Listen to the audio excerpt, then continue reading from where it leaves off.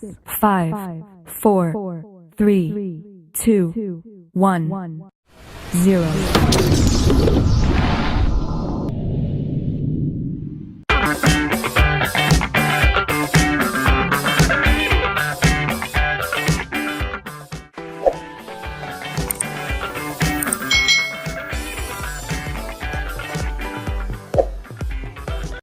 Hai hai hai, selamat datang di channel YouTube Kak Citra. Apa kabar adik-adik semuanya? Kak Citra berharap kalian dalam keadaan yang baik, sehat, dan siap untuk belajar. Nah adik-adik yang hebat, hari ini kita akan belajar bersama-sama untuk mata pelajaran IPAS atau Ilmu Pengetahuan Alam dan Sosial pada kurikulum Merdeka kelas 4 bab 1 Tumbuhan Sumber Kehidupan di Bumi untuk materi jenis akar dan fungsinya. Nah, pada pembelajaran sebelumnya kita sudah belajar tentang bagian-bagian tumbuhan dan fungsinya. Nah, sekarang kita akan belajar lebih dalam atau lebih mengenal tentang akar dan fungsinya. Nah, mari adik-adik kita belajar dengan penuh semangat. Nah, tujuan pembelajaran kali ini adalah kita akan bersama-sama mengidentifikasi bagian tubuh tumbuhan dan mendeskripsikan fungsinya. Nah, untuk tujuan pembelajaran 2 dan 3 akan kita bahas di video selanjutnya. Adik-adik, masih ingatkah kalian bagian-bagian tumbuhan? Yuk kita ingat lagi. Nah, gambar A ini adalah bunga. Lalu yang B ada daun. Yang C ada buah. Yang D ada akar. Dan yang E ada batang. Ini adalah bagian-bagian pada tumbuhan. Untuk bunga dan buah, tidak semua tumbuhan ada bunga dan buahnya ya adik-adik. Adik-adik, apa saja sih manfaat tumbuhan bagi manusia? Nah, ini adalah contoh manfaat bagian tumbuhan bagi manusia. Yang pertama, tentunya tumbuhan itu sebagai sumber bahan pangan ya. Kita kan biasanya makan sayuran. Nah, sayuran itu kan termasuk dalam tumbuhan. Lalu yang kedua, manfaat bagian tumbuhan bagi manusia adalah sebagai bahan perabot rumah, jembatan, dermaga, kapal, layang-layang, dan masih banyak lagi ya. Misalnya perabot rumah yang terbuat dari tanaman itu adalah kursi, meja, pintu. Itu kan dari kayu. Kayu itu berasal dari tumbuhan. Bagian tumbuhan yang dipakai adalah batang. Nah, itu yang merupakan contoh perabot rumah dari bagian tumbuhan yaitu batang.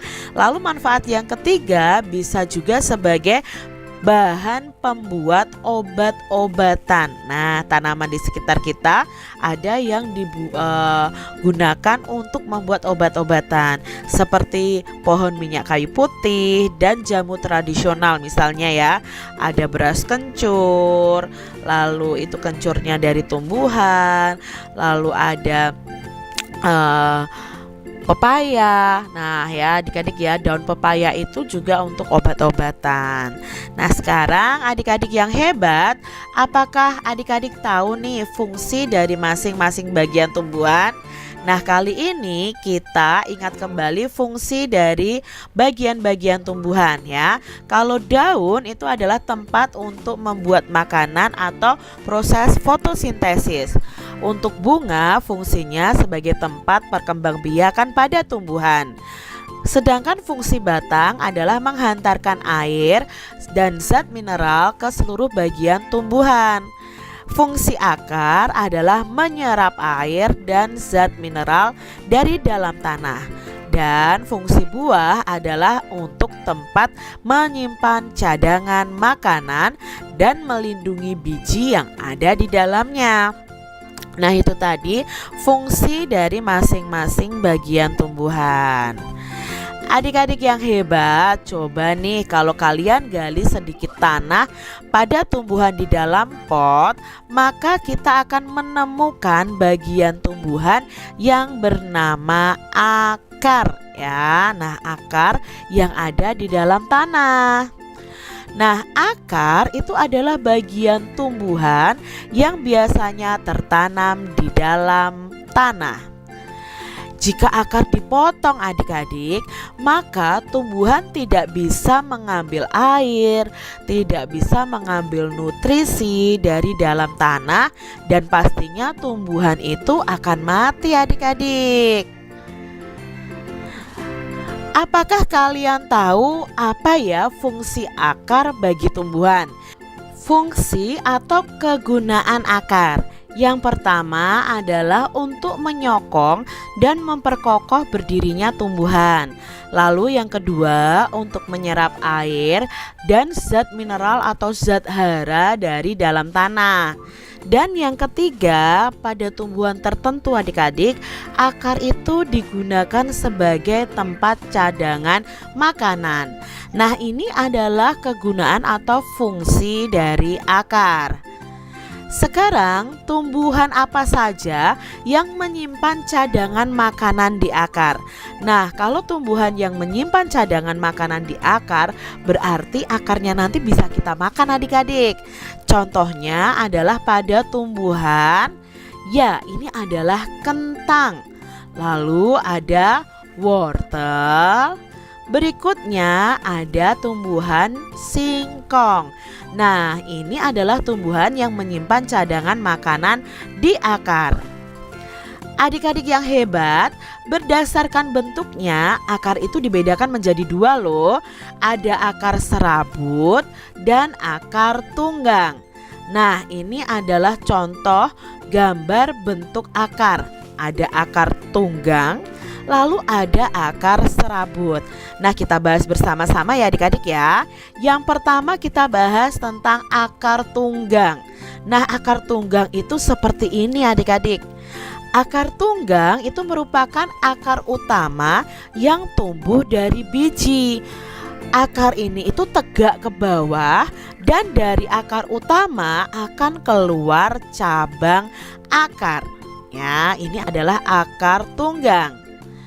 Nah, akar tunggang ini adik-adik ada pada tanaman wortel. Ya, tanaman wortel ini memiliki akar tunggang.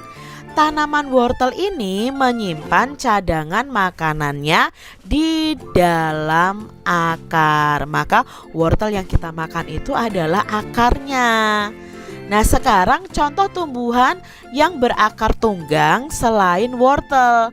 Ada tumbuhan pohon jati, lalu ada pohon jeruk, ada pohon beringin adik-adik. Ini contoh tumbuhan yang memiliki akar tunggang. Berikutnya ada akar serabut. Nah, ini adalah gambar akar serabut adik-adik ya. Mungkin kalian pernah melihat akar serabut ini. Nah, akar serabut ini merupakan akar yang keluar dari pangkal batang utama dan umumnya itu bergerombol sebagai pengganti akar tunggang yang tidak berkembang. Ya, bergerombol atau berserabut seperti ini adik-adik. Nah, adik-adik, bagaimana jika cadangan makanannya itu disimpan di akar serabut? Kalau tadi kan disimpan di akar tunggang ya, itu adalah wortel ya. Kalau yang disimpan di akar serabut jadinya akan seperti tanaman singkong ini adik-adik. Ya, setiap akar cabang pada akar serabut akan tumbuh besar menjadi singkong. Nah, berarti tanaman singkong atau pohon singkong ini termasuk berakar serabut. Lalu contoh tumbuhan lain yang berakar serabut apa? Nah, ada pohon pepaya, ini berakar serabut. Lalu ada pohon kelapa ya, dan ada pohon jagung ya. Ini semua tumbuhan yang memiliki akar serabut. Nah, adik-adik sudah paham ya contoh tumbuhan yang berakar tunggang dan contoh tumbuhan yang berakar serabut serta fungsi dan kegunaan dari akar. Demikian tadi adik-adik, kita sudah pelajari bersama tentang jenis akar dan fungsinya pada tumbuhan. Semoga kalian paham apa yang Kak Citra sampaikan dan kalian bisa mengamati tumbuhan-tumbuhan yang ada di sekitar kalian untuk menentukan jenis akarnya. Terima kasih sudah menyaksikan video dari Kak Citra. Sampai jumpa lagi dan Tuhan memberkati. Jangan lupa tekan tombol subscribe, lalu tekan loncengnya, tekan juga tombol like, lalu share ke media sosial kalian. Jangan lupa untuk ikuti media sosial Kak Citra. Terima kasih.